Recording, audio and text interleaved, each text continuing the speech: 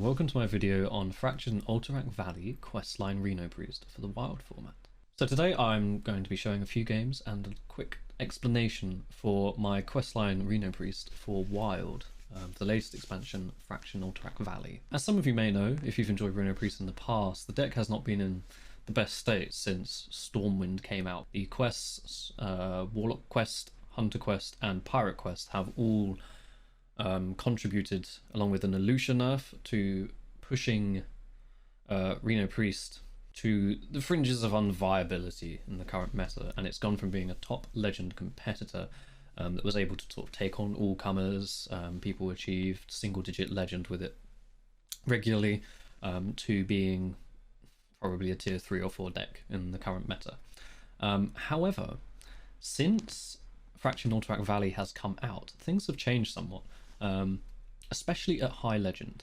Reno Priest has suffered into Pirate, Warrior and Odd Hunter and APM Mage for the last few weeks. However, the introduction of 𝖊𝖓𝖓 cards specifically for Freeze Shaman has dramatically lowered the presence of those decks, as well as Odd Hunter being caught in a crossfire of hate tech for Mage.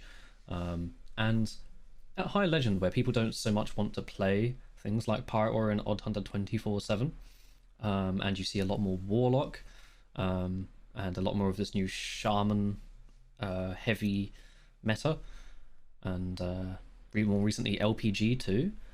Reno Priest begins to show some of its teeth, really. Specifically against Warlock, I think I've got an over 90% win rate since Stormwind came out, whereas against Odd Hunter it's more along 40%, and against Pirates it's an abysmal 22%. So I've played a couple hundred games with this deck. Warlock feels like a free matchup. The new Shaman deck feels almost like a free matchup unless they scam you with Mutanus. Odd Hunter relies on a combination of luck and discovering the right cards with your quest. So I'll give a quick explanation of why I've made some choices and what you could change in this list, as well as a general explanation how to play it, and then I believe there are some games afterwards for you to watch, should you so desire. The list revolves around something I don't think anyone expected to show any merit in Wild at all, which is Seek Guidance. So this is the Priest quest from Stormwind, and each stage requires you to play a progressively increasing mana cost card to get the reward. So the first one is play 2 or 3 4 cost, discover a card from your deck. This stage is perhaps what the card is used for the most. This and the next one, to play 5 and 6 cost, yeah, this is most of what the card is. And my gosh, does it feel good. I've tried several other builds of Reno Priest, and honestly I keep coming back to the quest. It offers so much early consistency. You don't really beat Hunter without discovering, say, a 𝖊𝖓𝖓 or a Reno off of this, or one of the myriad other tech cards that you could run. You don't beat Mage unless you discover an Unraveler, that kind of thing. So being able to discover 1, potentially 2 cards from your deck is extremely powerful when you are in a tech meta where running things like Dirty Rat, Nerubian Unraveler, 𝖊𝖓𝖓, even for Warlocks, Shadow Word Ruin, getting a value raised is so important. So yeah, the quest does a lot of work. The final quest reward isn't even irrelevant. A lot of the time it's how we would kill a Reno lock, or even Warlock, or a Reno Mage deck. It doesn't happen so often against Shaman because they run a lot of from hand rat effects. This is why we also run Anduin as our 8-drop along with Raza.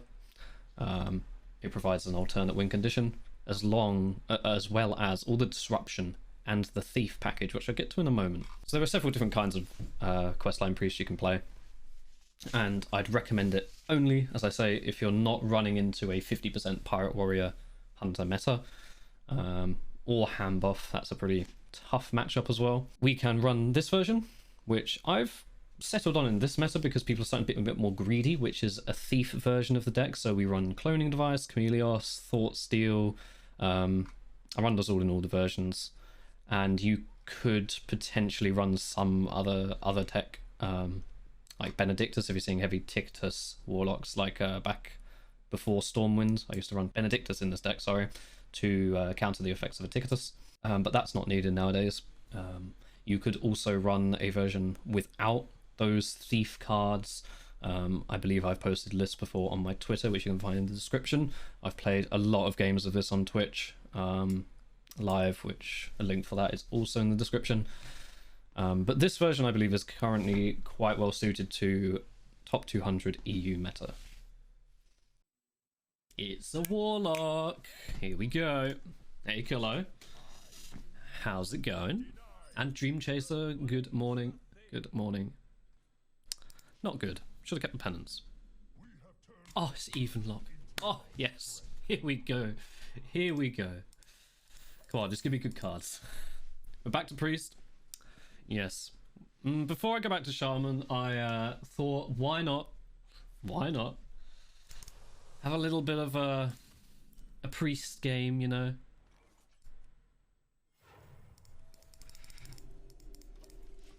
Never Xyrella hero card. I have a build with Xyrella Dream Chaser. I know, Horizon. I know.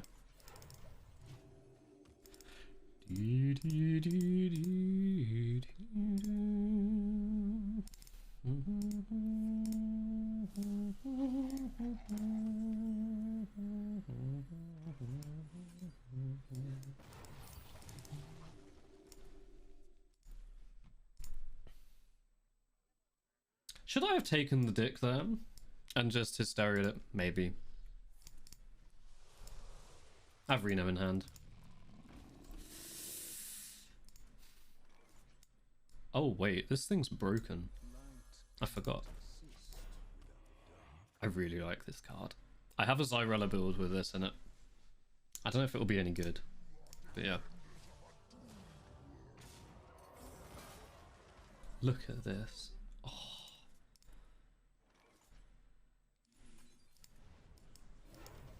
Oh. A27, how you doing? Standard fun? Horizon literally told me the opposite a few seconds ago. Please state your arguments for the court. There's a shadow hanging over me. Oh, yesterday.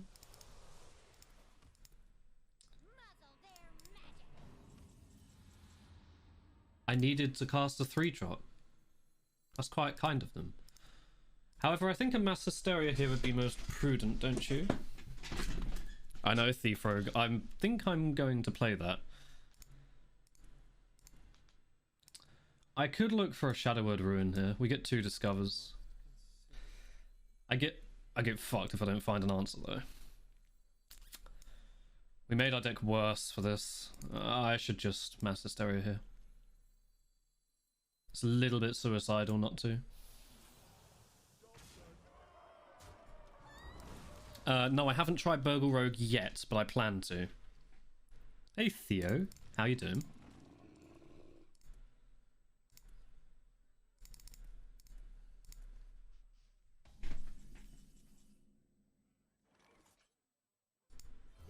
Yesterday.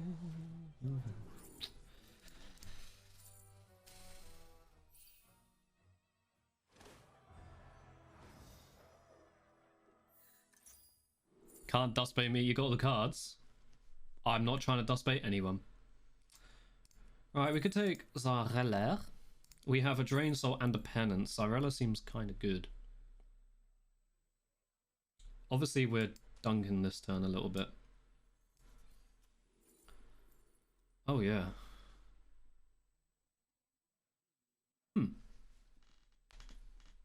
Gift of the Naru, I think. The card draw is probably pretty good.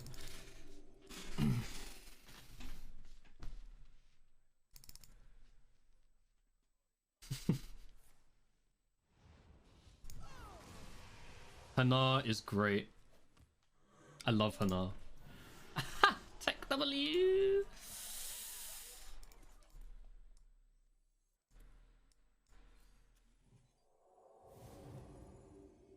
Ooh.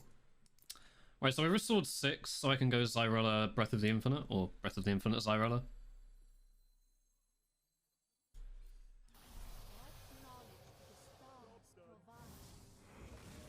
I'll take it. You agree, but Thea really hates it. Oh no, I love it. I just wish it was a bit more playable in Wild. I really love it in Wild. Hey Heretic, how you doing, friend? How's it going? Just heal myself. I wanted the card draw. 100% win rate. 100% win rate. Come on, guys. 100% win rate. Some considerations for what you could play instead of these cards. 𝖘𝖙𝖆𝖓𝖉𝖆, you don't need. This is more of a nod to all the mage combo decks. So the Thief package as well as Greed also helps against mage.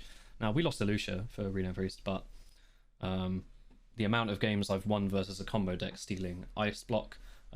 Today on stream, I won against a Cthulhu the Shattered Guff Druid by playing their 𝖌𝖔𝖍𝖓𝖓, casting a double Thought Steal, getting Guff, then cloning devicing their Cthulhu when they completed it, and simultaneously stealing their armor cards to armor myself up a little bit more. One other thing you could consider changing in this deck, which I have also tried if you cut the multicaster package. So Dragonfire Potion is a fire spell. It's one of the only fire spells priests can play. And Wild Growth off of Zephrys is a nature spell. Thought Steal often gives you shadow, fell spells, whatever. So multicaster in this deck often draws upwards 3 or 4 cards, depending on what you're doing, and completes the first stage of the quest. You could take this out along with the Dragonfire and put in the new card Spirit Guide, which is a 5 cost from Alterac Valley. So this card's pretty strong, serves a good 5-drop, but as you can see, the curve for this deck is quite all over the place. Now for the quest, obviously we want to be completing that 2, 3, 4. One change I would love to make to this deck, if we could run less tech cards, is to run more 3-drops. However, we do run a lot of draw. Other things you could consider for 3s, which I have done in the past. You can run an Acolyte of Pain. You can run Cold Light Oracle. This is pretty good into Warlock. It's okay into Mage. Often causes him to burn a card, and Alignment Druid, that sort of stuff. But yeah, if you want to see how to play this deck in more detail, do check out my Twitch. If I were to give one tip for this, it's be aware of your matchups, be aware of what you need. For instance, playing against a Druid who's being slow and going for alignment, don't use your Zephrys for pressure. Use it on turn 5 after you've attacked with your minions to get a deadly shot to kill a Mana Saber. That kind of thing. You have to be very aware of what you're playing against and very aware of how you counter them. The deck has a lot of tools, but playing it blindly and managing the appropriate levels of greed is quite a hard skill to come by. Yeah, and removing cards, adding cards for your local meta, for what you're facing the most, is very, very important. For instance, not playing against any Odd Hunter and not playing against any Mage. Take out the 𝖘𝖙𝖆𝖓𝖓. You can add, for instance, 𝖌𝖔𝖉𝖆𝖓𝖓 to deal with more board-based decks. If you feel like trying to make the Pirate Warrior matchup a bit more bearable, you can add a Galaka Crawler. But one thing to mind, keep the curve fairly similar. You always want to be completing that first stage. 2, 3, 4 is so important. I found this to be a good balance for me. Other cards I've considered for the 3 slot, Devouring Plague is amazing at dealing with things like Pillager Rogue, kills Spirit of the Shark, and deals with minions from like an aggressive rogue deck that might have stealth. Copycat can steal quest rewards, is a bit of a meme, but you know, Glimmerroot's very good against greedy decks. This is another part of the Thief package, which I don't feel makes it into my current build of the deck, because there's a couple of hunters have started appearing at Legend for me, so Glimmerroot loses a lot of its value there. One other thing to note is palm reading. This is not good in this deck. The one exception to this is if you're in a watch post heavy meta. Palm reading can either save you or not ruin you. So you can run palm reading as another 3. However, I don't usually run it. The discoveries aren't that important. We're not going for a Spawn of Shadows OTK. So yeah, this deck often wins with a lockout scenario, and then if the game goes long enough, it always has the inevitability of either Anduin or of Seek Guidance to finish the game off. I hope you all enjoy the games to come, and thank you for watching the video.